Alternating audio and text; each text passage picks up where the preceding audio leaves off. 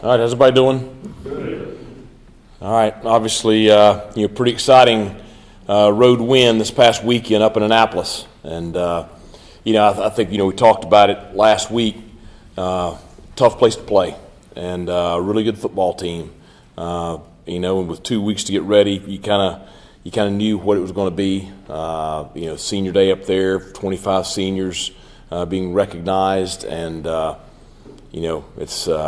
I knew it was going to be a good one, and it was.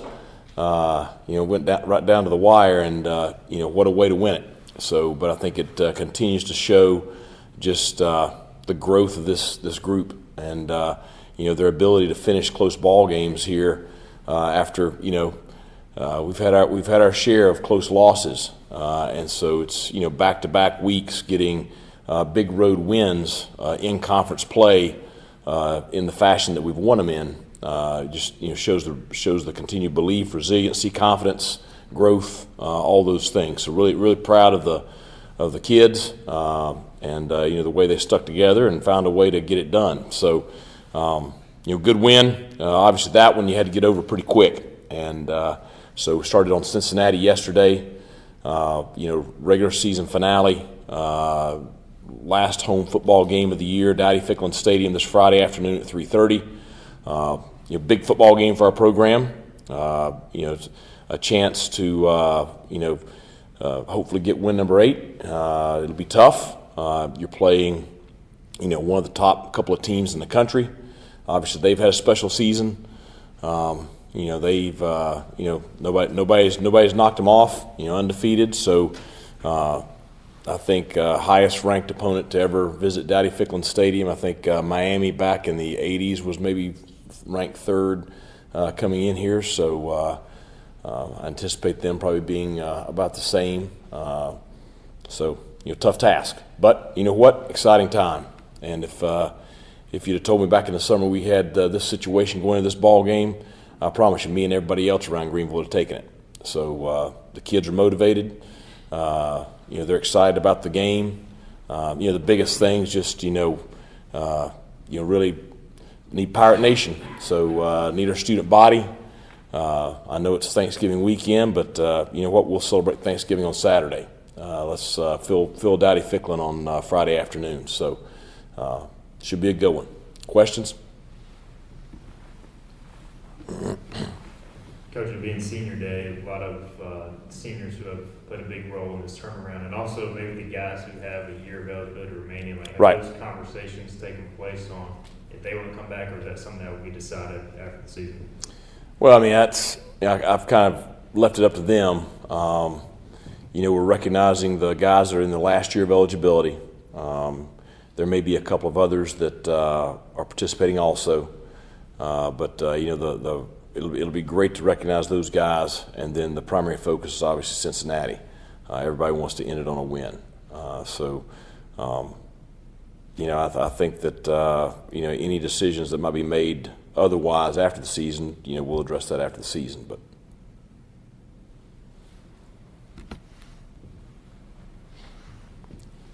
Coach, can you just tell us a little bit about the kick and after the game scholarship for pro? Well, obviously, huge kick. I mean, walk-on freshman, first-year starter, to hit a 54-yarder in Annapolis on a cool night, with 4 seconds left. I mean, they don't get any more clutch than that. There was no doubt about it. When he hit it, I mean, you knew it was good. I mean, that thing would have been good from 60. So, great job by him. Great job with the protection. Obviously we had a pretty heavy rush coming. Great snap, great hold. The battery right there of Slade and John and Owen. I mean, they've been consistent all year long. I mean, I think he really has. And I told him after the game, I said, I'd already decided, you're going on scholarship anyway. I hadn't told anybody that, him or his parents or anybody. There's no better moment to tell him. And obviously that's, makes it that much more of a special moment for him. Really proud of him. I felt like coming out last year, when Jake decided to not return, we elected not to take a transfer or anything like that, just because I had a really good feeling about him. after last year, and we have a couple of guys that came in to compete with him. But really, he's done a great job preparing himself for this opportunity, and it's and everybody sees kind of his personality. I mean, I think everybody got a glimpse of that last week, and you understand why. I've said he really has the perfect personality for a kicker. He really does, because I mean, he's never had a bad day. He's kind of unflappable. So, really excited for him. Coach, without getting into too much trouble, what's the process when you have an officiating question like the hold that was picked up on the kickoff return, especially in a short week? Do you guys have guys that are editing that tape and sending it to the conference and saying, hey, we have a question about this because the TV people showed it was obviously a tackle, not really a hold, it was more of a tackle. And obviously you had some words on the sideline about that thing too. Well, we took care of all that yesterday. So there's a process for it, and so we followed the proper procedures.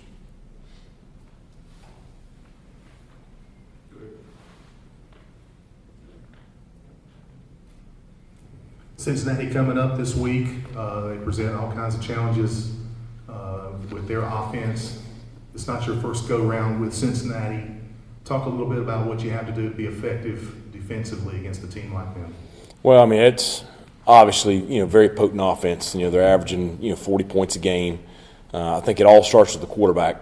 Ritter, he came back to try to have a chance at a special season like they're having. And he's the key to it all. I mean, he's dynamic with his legs. He throws the ball very, very well. He throws the ball well in the pocket. He throws the ball well on the run. The biggest, I think, improvement I've seen from him is just, I think that you can just tell they're putting a lot more on him with checks and stuff like that. He does a good job of getting them in the right play and making the right IDs and stuff. The running back is right at 1,000 yards rushing for the season. So, I mean, he's obviously having a great year also. The receivers, just the matchup problems that they present, whether it's the, 11 who has the great size, 7 in the slot who has the dynamic speed, 21 first play last week, play action home run shot, against SMU for 53-yarder to start the game. The tight ends, they present a lot of problems with their size and athleticism. They do a great job in the run game and the passing game. Offensive line, it's basically the same group we faced last year. Big, strong, athletic, long. So they are an extremely talented, experienced group. And, they do a great job with, the zone run game. They do a great job with the RPO passing game off of it. They have big play capability, like I mentioned. So, it's going to be a challenge for us. We've got to focus on, us all being on the same page and,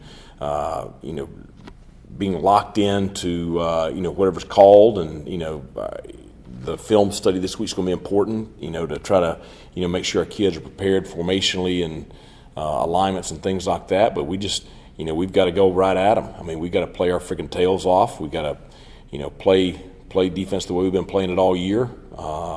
And we'll see. It's going to be a challenge, but our kids are excited about it. And so, it's going to be an exciting afternoon for us next Friday. Coach, how much flexibility and how much more does it allow you to do when you have a legitimate threat like Keaton Mitchell that other teams have to scheme against and have to worry about as being a pretty legitimate home run threat on every play, basically? Well, I think any time you can get the ball in 47 or 25's hands, then obviously you've got a chance for a significant play. And Rajay and Keaton have done a great job all year of kind of that 1-2 punch. Obviously, Keaton started the game very well last Saturday, which I thought was important for us to come out and get on the board early. But I don't know how many of you guys remember signing day 2 years ago, but I was pretty amped up about those two, and I think everybody understands why now. He's a special player. He's a phenomenal young man. Both of them are, and glad they're Pirates. Coach, it's well documented they faked the punt last year up 32. Is that something you bring up with your team at all this week, or is it something you just don't even bother to address? I mean, our kids are, they know this is a big game for us. It's the biggest game of the year. It's the only one we got this week. And, that's our motivation is trying to get better every day and trying to prepare to play well Friday afternoon. Got a great opportunity for our program. It's going to be a big ball game for us, and really excited about the matchup. Coach, I noticed your video crew does a great job putting what I would call a hype video out there for the fans. A big part of that last week was your pregame speech, or one of them, called the sustained effort and violence speech. I was just curious, what goes into a great pregame speech? Is it something that's just off the cuff for you, or is there a lot of time and energy and thought put into it and you plan it out? And when the psychology behind it, when's the best time to deliver it, and how do you come up with it? It's all that stuff is just kind of a culmination of the week. I mean, it's, because so much goes into the preparation for each game. And the big thing with the last couple of days before kickoff, you're focused on the schemes and getting everything ready X and O wise early in the week, and then refining it late in the week. But the mental preparation the last 48 hours or so before the game, like we've already talked about what kind of game this is going to be Friday, and what we've got to do to be prepared to play at our best in that game Friday afternoon. And so it kind of builds towards that, but it's all just natural kind of culmination of whatever has been kind of our theme for the week. But there's a certain obviously brand and belief that I have in how you're supposed to play the game and how I want this program to play, and that really hasn't wavered since I took the job. It's good to finally see that displayed on the field. But that's all that was. And the kids believe in it. They believe in how we want to play. They believe in what kind of identity we want, and that's the big key to it. I mean, because I don't have any eligibility left. I mean, I'm not the one out there playing, so it's those kids. And so if they believe in what we're doing, then we got a shot, and they believe in our style of play.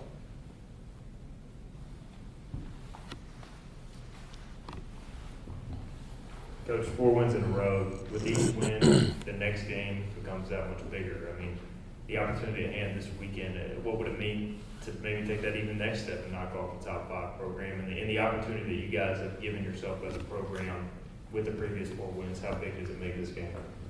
Well, I told the players before the game last Saturday, they're the ones that have created this. These ball games, they're big ball games because of what those kids have done on the field. Their play has each week made each ball game bigger and bigger and bigger. So it's exciting for them. But you can't get beyond. This game's no bigger than the last game. I mean, and I understand it is for everybody outside here, but you can't. As a coaching staff and as a players, you got to treat them all as that's the biggest game of the year. And you got to do the same things this week that you did last week, that you did the week before, that you did the week before that. I mean, it's the same preparation. It's in how you prepare, how you execute during practice throughout the week, because you're going to play on Saturday the way you play during the week, the way you practice during the week. And then it's your mental focus, that last 48 hours and being ready to play together at a high level. And so they just got to focus on the preparation, focus on, you can't get into getting too hyped and reading too much stuff into it, because then you go out there and start trying to do things that you haven't done all year, and you try to do too much, and that's when you see big mistakes. So it's just really the focus is on them and our process, and like I said, they've created this. They've created this because of the way they played on the field. You sort of answered my question, Coach, but it is a huge game. It has national attention everywhere. 4th-ranked team, as you said, undefeated. Kids know that, obviously. Yeah. How do you keep that in, like you said, then, for the guys? How do you make them go to that, this is just another game every week thing, when you're playing a team like that has a chance to go to the playoff? Right. We just talk about it. I mean, the one thing I promise the kids is I'm always, whether they like what I say or not, I'm always honest with them.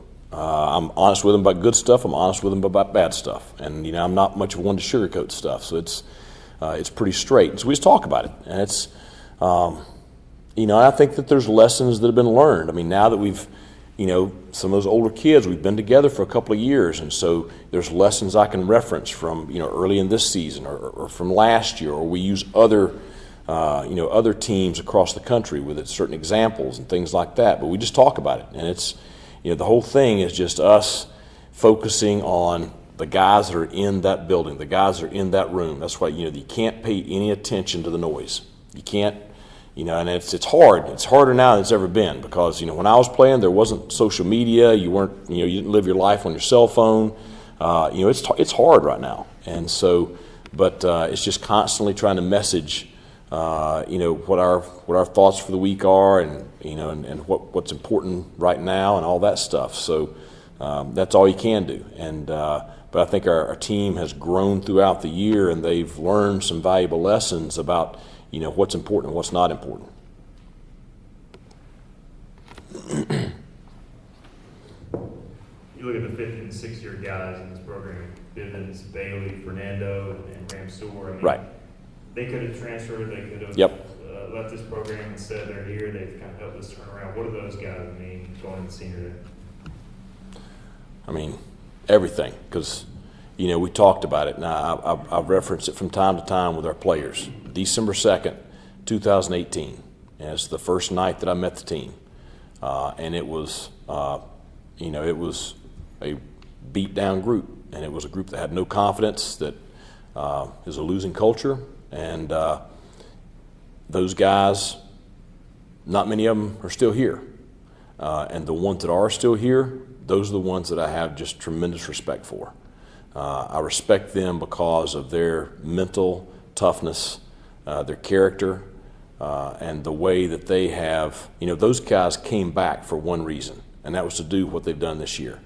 And, you can say whatever you want for the rest of their lives, they can carry that with pride because not everybody could do what they have done. Not everybody could endure, the change because the change has not been easy. And it's, that first year, they'll tell you it was not sunshine and rainbows. And it started to turn last year, and then it's turned significantly this year. But it's been their backs that this whole thing's turned on. So those kids will be special to me, for the rest of my life, for the rest of my career. And I and everybody else are indebted to them because they're the leaders, and it's why I trust them so much. Proud of them. And that's what's going to make Friday afternoon special when we recognize them, because like I said, they could have chosen to not buckle down and do this because it was not easy, but they chose to pursue this, and it's just a great story, and so just really excited for them, really proud of them. Any other questions for Coach? Okay, last thing real quick, just one big thing I just want to kind of ask for is from our student body. The Boneyard's been a huge part of our home football games, especially this year. And it's been as electric and impactful and rocking as it has been all year. And I understand, Thanksgiving break and, the timing of this ball game Friday afternoon. But, as many students as we can get back here for that game at 3:30 Friday afternoon, we want you here. I know that the Pirate Club is offering, I think, 4 guest passes for each student ticket. So if you're with a bunch of friends and you can get them here cheering for the Pirates, we want them here also. But that student section is going to be important Friday afternoon. So we'd love to have the Boneyard rocking for kickoff at 3:30. So love to see you back here. Just know that you're important and you're impactful. Go Pirates! This is East Carolina Defense Coordinator Blake Harrell, and you listen to the Sports Objective, the official, unofficial podcast of the Pirates.